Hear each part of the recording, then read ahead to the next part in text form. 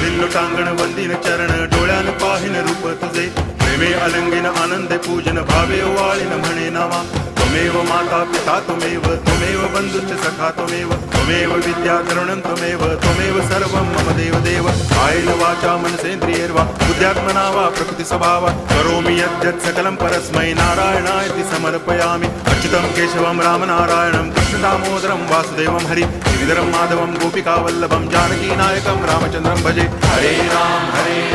Ram Ram Hare Hare Hare Krishna